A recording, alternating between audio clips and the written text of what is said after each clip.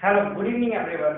जो पिछली क्लास थी अपनी साइंस की, उसमें अपन ने इंट्रोडक्शन क्लास की थी फिजिक्स की, और अब आज अपन हेलो गुड इवनिंग एवरीवन। जो अपनी पिछली क्लास थी उसमें फिजिक्स की इंट्रोडक्शन क्लास की थी, आज अपन ये चैप्टर, ठीक है, तो अपन स्टार्ट करेंगे यूनिट एंड डायमेंशन।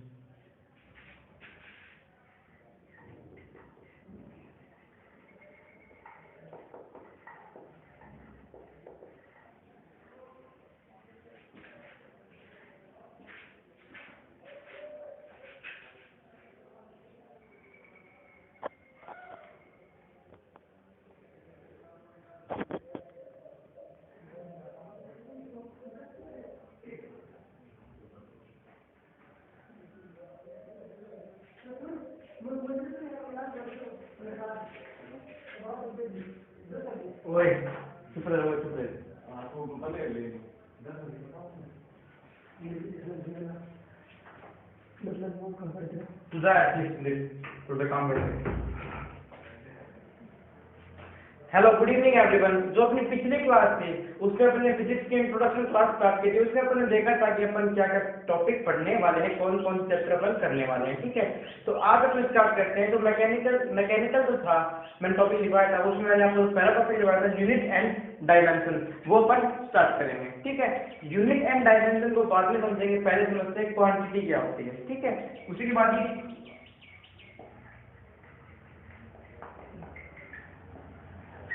क्वांटिटी क्या होती है। क्वांटिटी क्या होती है सबसे पहले ये समझते हैं।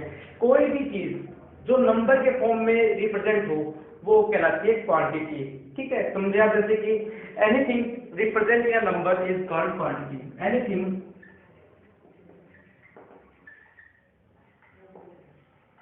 Represent in number is called quantity. Hindi में देखें तो क्वांटिटी को कहा जाता है राशि, ठीक है। हिंदी में क्वांटिटी को कहा जाता है राशि, जिसे संख्या में जिस संख्या में जिस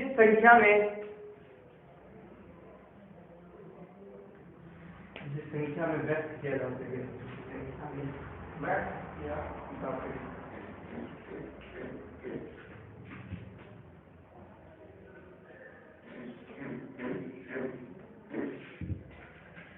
हेलो गुड इवनिंग एवरीवन। आज अपन स्टार्ट करने वाले फिजिक्स की सेकंड क्लास।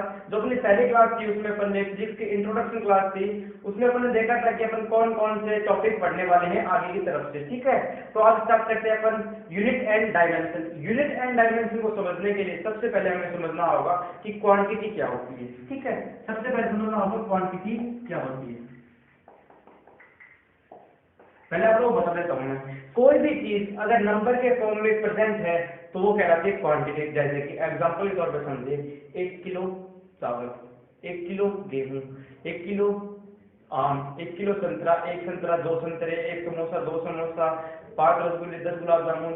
जो भी चीज आपको नंबर के फॉर्म में रिप्रेजेंट करे, जैसे क्या बोले, गुलाब जामुन देते, मेरे को गुलाब जामुन चाहिए, तो कितने चाहिए, कुछ रिप्रेजेंट नहीं हो रहा, कुछ क्लियर नहीं हो पा रहा है, ठीक है।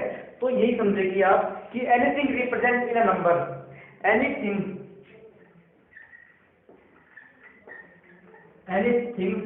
Is represent in number, anything is represent in number is called quantity, उसे कहा जाता है क्वांटिटी। याद रखें।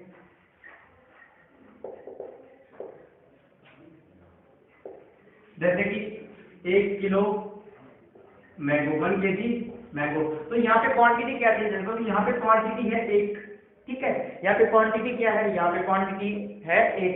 अगर हिंदी में बात करें कि राशि क्या होती है, हिंदी में इसे कहा जाता है राशि।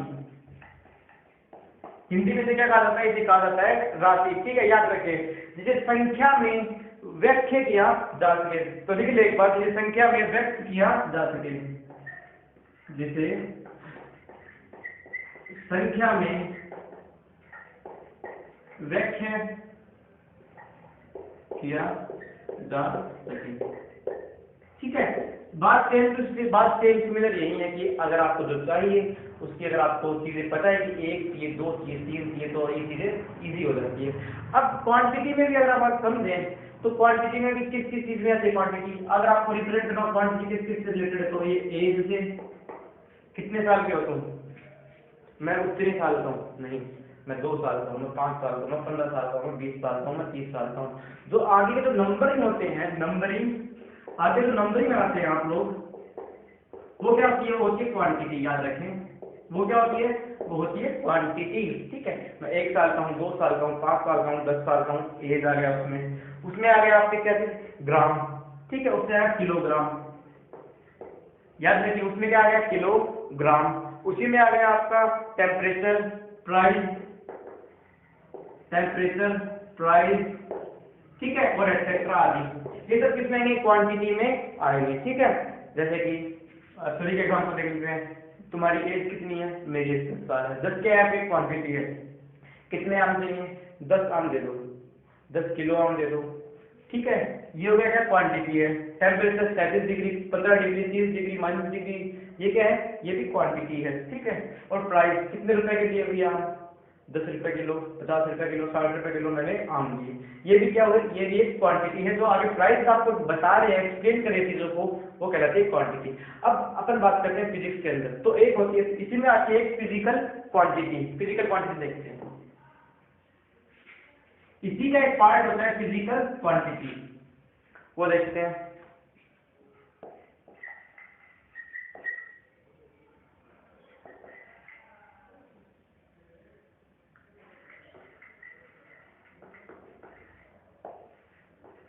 फिजिकल क्वांटिटी क्या होती है, those quantity who follow the physics rule, समझे ठीक से, those quantity who follow the physics rule, जो क्वांटिटी फिजिक्स के रूल को फॉलो करे वो क्या कहलाती है, वो कहलाती है फिजिकल क्वांटिटी। याद रखिए, छोटी सी डेफिनेशन है, एग्जाम में आप लोगों से ऐसे कैसे पूछ सकते हैं। मैं आप लोगों को आगे बताऊंगा कि फिजिकल क्वांटिटी कैसे अपन फाइंड आउट कर सकते हैं, फिजिकल क्वांटिटी क्या होती है। ठीक है ना, ये आप समझ रहे फिजिकल क्वांटिटी क्या होती है, those quantity whose follow the physics rule, जैसे कि 10 न्यूटन, यहाँ पे क्या है, न्यूटन क्या है, फोर्स है, फोर्स किसका है, ये फिजिक्स का रूल है। ठीक है, फोर्स किसका, ये फिजिक्स में है। ठीक है, याद रखें, 10 न्यूटन, 15 डिग्री सेल्सियस टेम्परेचर, ये सब किसमें, ये आप लोग रिप्रेजेंट करते हैं कि किस क्वांटिटी से क्वांटिटी, फिजिकल क्वांटिटी है। ठीक है, आप समझे इस चीज को। अब देखते हैं जो फिजिकल क्वांटिटी कैसे कैसे बोलना, फिजिकल क्वांटिटी के एग्जांपल देख लेते हैं। ठीक है, जैसे कि प्रेशर,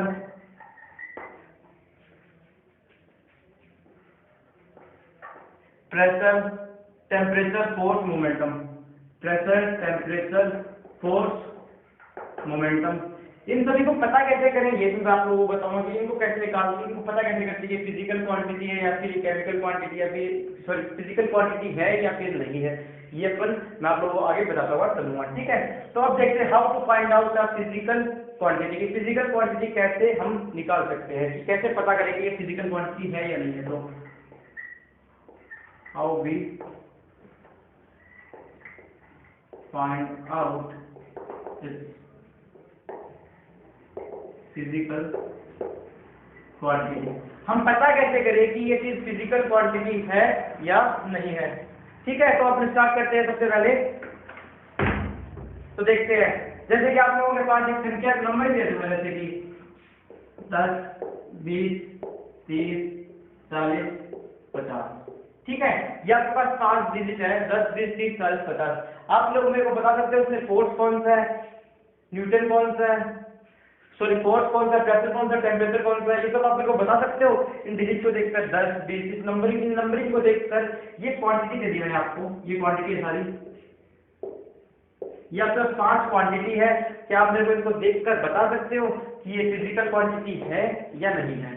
ठीक है, आप लोग बता सकते हो देखकर, ना ही मैंने क्या कुछ डिनोट कर रखा है, ना ही मैंने यूनिट लिख रखी है। तो देखते कैसे पता करते हैं। अब मैंने यहाँ पे लिख दिया केजी, यहाँ पे मैंने लिख दिया केजी, तो ये क्या हो गया, 10 किलो।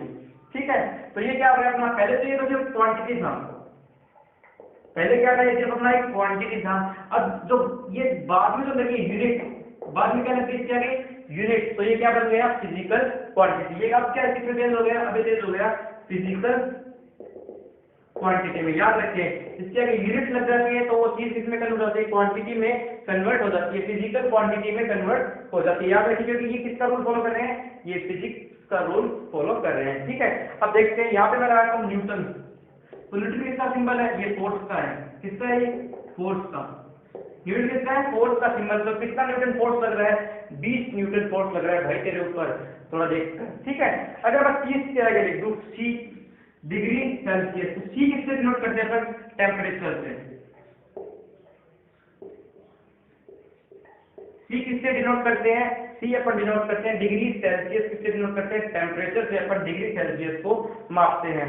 ठीक है, अगर मैं लिखूं पीए पास्कल, पास्कल किसका है, ये प्रेशर का, प्रेशर की यूनिट है। किसकी यूनिट है, ये प्रेशर की यूनिट है। ये किसकी यूनिट है, ये है प्रेशर की यूनिट। यहाँ पे मैंने किलो, न्यूटन, डिग्री सेल्सियस और प्रेशर लिख दिया। अब एक और बताए कोई भी, सेकंड। हाँ सेकंड लिख सकते हैं। तो सेकंड किसकी यूनिट है, डिग्री सेकंड स्क्वायर किसकी यूनिट है, ये यूनिट है आपकी टाइम की।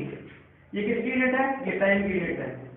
याद रखिए किसकी यूनिट है, ये टाइम की यूनिट है। तो आप लोग समझ रहे हैं, अगर यूनिट को अपन, अगर यूनिट को अपन सॉरी क्वांटिटी को अगर अपन यूनिट लिख दें, आगे क्वांटिटी क्या है उसकी यूनिट लिख दें पता करने के लिए कि ये फिजिकल क्वांटिटी है या नहीं, तो उसको सबसे पहले क्या करना होगा, क्वांटिटी के आगे आपको उसकी यूनिट चेक करनी होगी। क्वांटिटी के आगे उसकी आपको यूनिट चेक करनी होगी। अब जानते हैं कि ये यूनिट कितने प्रकार की होती हैं, जब देखते हैं एक बार। अब जानते हैं कि यूनिट कितनी प्रकार की होती है। ठीक है,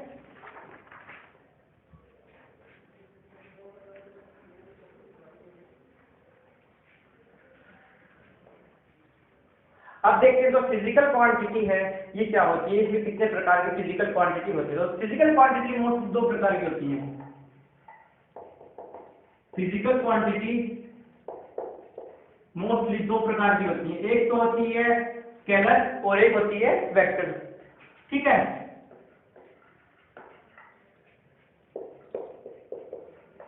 तो स्केलर क्वांटिटी होती है, इसमें क्या पाया जाता है, इसमें पाया जाता है सिर्फ मैग्नीट्यूड। क्या पाया जाता है, इसमें सिर्फ मैग्नीट्यूड पाया जाता है। ठीक है, इसमें क्या पाया जाता है, स्केलर क्वांटिटी में सिर्फ मैग्नीट्यूड पाया जाता है। पर जो वेक्टर क्वांटिटी होती है इसमें क्या पाया जाता है, मैग्नीट्यूड के साथ साथ डायरेक्शन भी पाई जाती है। ठीक है, मैग्नीट्यूड के साथ साथ डायरेक्शन भी, मैग्नीट्यूड के साथ साथ डायरेक्शन इसमें पाई जाती है। एक एग्जांपल इसका देख लेते हैं, एक एग्जांपल इसका देख लेते हैं, फिर अपन देखते हैं कि फिजिकल क्वांटिटी, स्केलर क्वांटिटी कौन सी है, फिजिकल क्वांटिटी कौन सी है।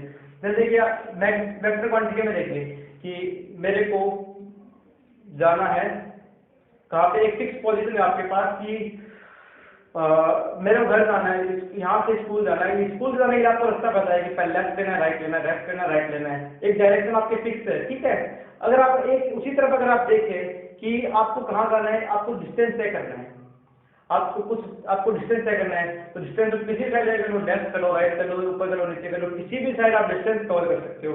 पर आप लोग अगर बता दिए कि एक फिक्स पॉइंट पे जाना है आपको, तो वो क्या कहलाएगी, वो कहलाएगी डिस्प्लेसमेंट, कि आपको जगह का पता है कि आपको जाना कहाँ है। ठीक है, अगर आप बात करें स्पीड की, स्पीड बाइक की स्पीड में तो है नहीं कि इसकी डायरेक्शन के ऊपर निर्भर है कि इतनी डायरेक्शन पे स्पीड बढ़ेगी, इस डायरेक्शन पे कम होगी, ऐसा तो कुछ है नहीं। स्पीड भी क्या करती है, सिर्फ मैग्नीट्यूड होता है इसके पास, ही बढ़ती है घटती है, बस इसके पास डायरेक्शन का कोई मोल नहीं होता है। ठीक है, तो समझे कि किस किस के पास डायरेक्शन होती है, किस किस के पास डायरेक्शन नहीं होती है। ठीक है, तो बात करते हैं मैग्नीट्यूड की। स्केलर क्वांटिटी का कौन कौन से आते हैं, सबसे पहले आता है वो कौन सा, वो होता है डिस्टेंस। दूसरा आता है इसमें वो आता है स्पीड। तीसरी आती है इसमें मास। एक चीज देखें, जो मास है इसमें इंटरमोलिकुलर फोर्स होता है। मास में क्या होता है, इंटरमोलिकुलर फोर्स, जो मॉलिक्यूल्स होते हैं वो एक दूसरे से अटैच होकर रहते हैं। ठीक है, इसमें मास में अगर वही अगर बात करें वेट की, वजन की, तो वेट में कौन सा लगता है, गुरुत्वाकर्षण लगता है, जिसमें एक डायरेक्शन होती है, जो वेट है वो नीचे की तरफ मूव करता है। ठीक है, तो उसमें क्या है, एक डायरेक्शन है, तो वेट किसमें आएगा, वेट आएगा इसमें। याद रखिए, ठीक है।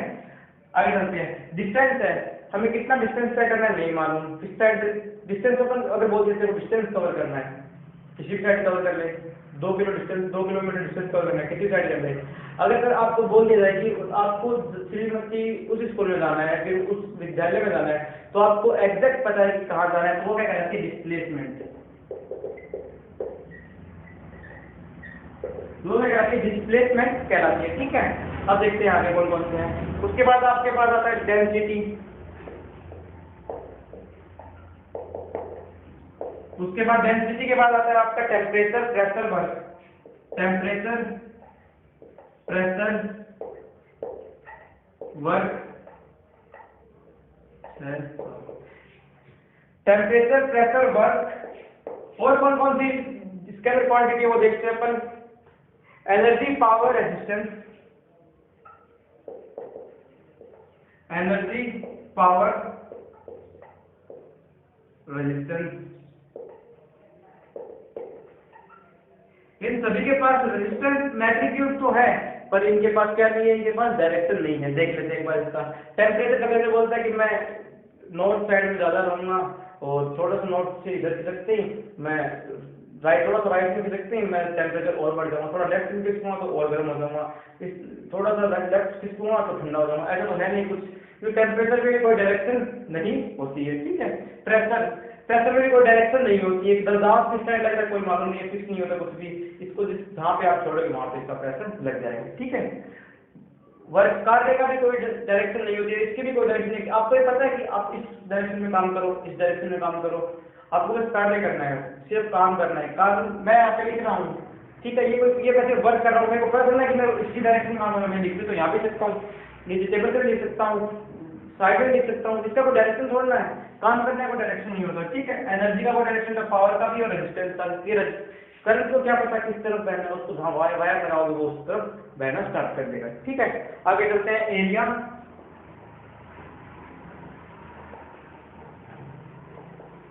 वॉल्यूम। एरिया, वॉल्यूम और क्या हो सकता है? करंट और टाइम।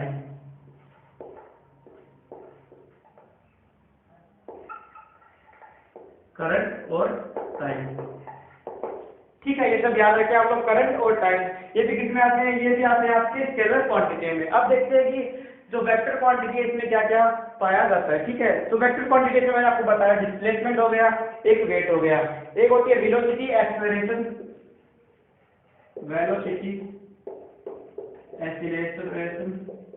एक्सेलरेशन, ठीक है। वेलोसिटी, एक्सेलरेशन, वेट और डिस्प्लेसमेंट। और कौन सा सकता है? टॉर्क और मोमेंट, टॉर्क और मोमेंटम, ठीक है। ये अपने होते हैं, ये तो स्केलर क्वांटिटी और ये अपनी वेक्टर क्वांटिटी।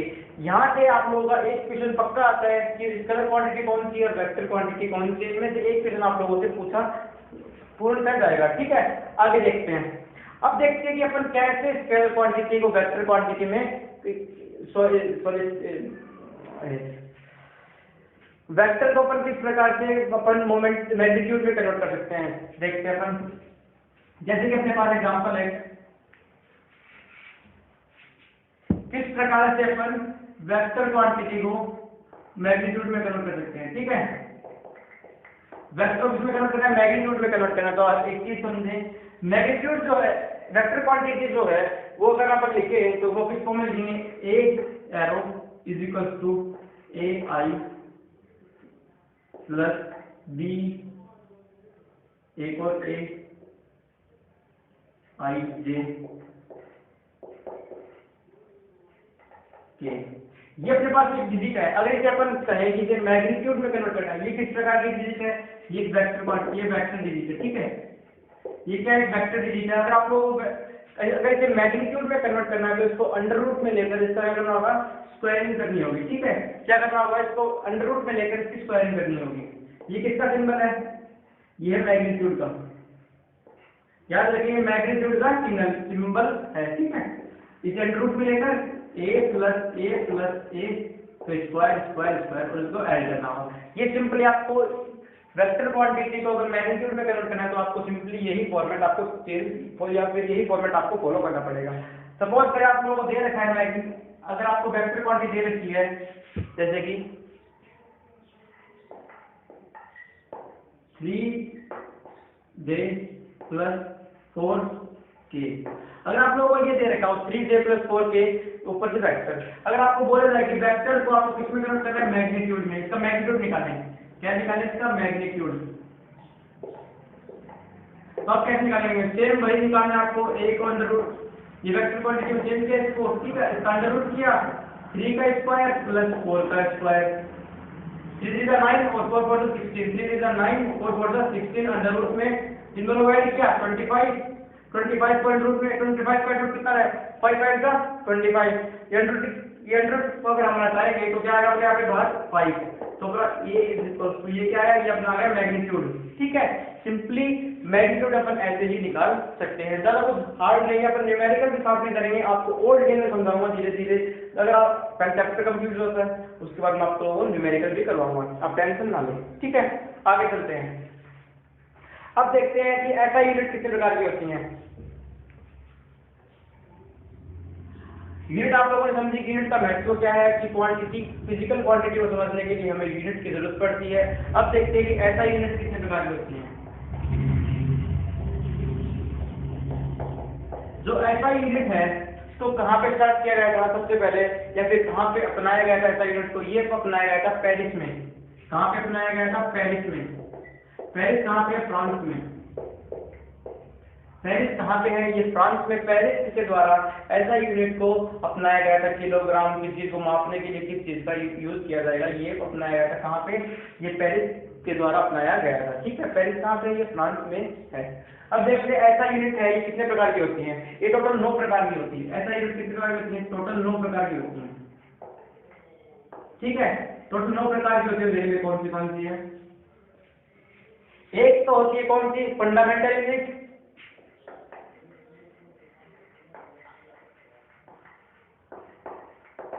एक तो होती है फंडामेंटल यूनिट, और जो दूसरी होती है वो कौन सी होती है, वो होती है सप्लीमेंट्री यूनिट।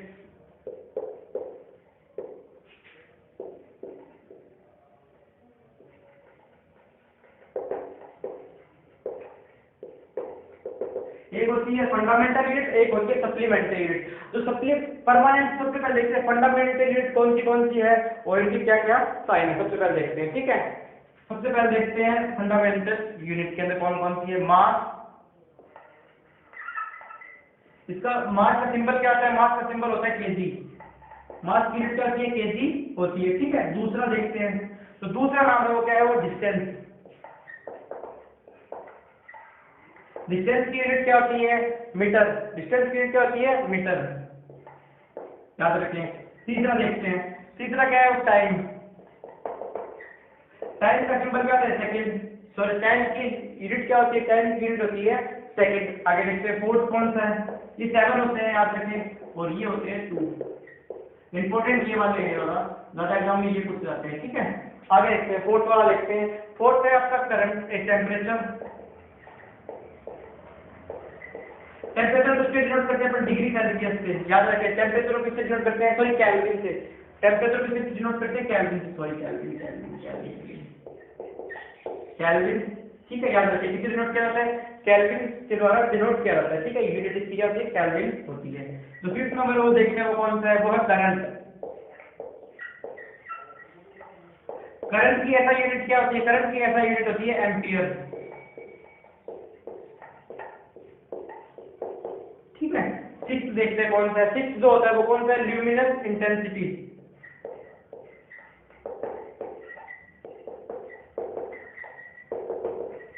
ल्यूमिनस इंटेंसिटी का ऐसा यूनिट क्या होती है, जो ल्यूमिनस इंटेंसिटी इसकी यूनिट होती है कैंडला। जो ल्यूमिनस इंटेंसिटी इसकी ऐसा यूनिट होती है कैंडला, इसे डिनोट किया जाता है डी से, ठीक है, याद करते हैं। और सेवंथ है लास्ट है इसकी, जो फंडामेंटल यूनिट, जो लास्ट यूनिट है वो कौन सी है, वो है अमाउंट ऑफ सब्सटेंस। वो कौन सा है, वो है amount of substance. Amount of substance किससे डिनोट किया जाता है, अमाउंट ऑफ सब्सटेंस मोल से डिनोट किया जाता है, किससे, मोल से। अब देखते हैं सप्लीमेंट्री यूनिट में कौन से आते हैं। सप्लीमेंट्री में आते हैं दो, एक तो आता है प्लेन एंगल, ठीक है, एक तो आता है कौन सा, प्लेन एंगल। Plane angle. ठीक है, प्लेन एंगल जो है इसकी ऐसा यूनिट क्या होती है, इसकी होती है रेडियन। प्लेन एंगल की ऐसा यूनिट क्या होती है, प्लेन एंगल की ऐसा यूनिट होती है रेडियन। और जो दूसरा आता है वो कौन सा आता है, वो होता है सॉलिड एंगल। तो दूसरा आता है वो कौन सा आता है, वो आता है सॉलिड एंगल। ठीक है, दूसरा जो आता है वो कौन सा आता है, वो सॉलिड एंगल। और इसकी ऐसा यूनिट क्या होती है सॉलिड एंगल की, वो होती है आपकी स्टेडियम।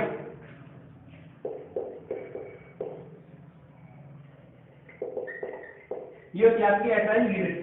आपसे क्वेश्चन आपको लोगों ने यहाँ पे बोला जाएगा कि पाई की यूनिट क्या होती है, पाई की वैल्यू ज्ञात कीजिए 180 डिग्री पे।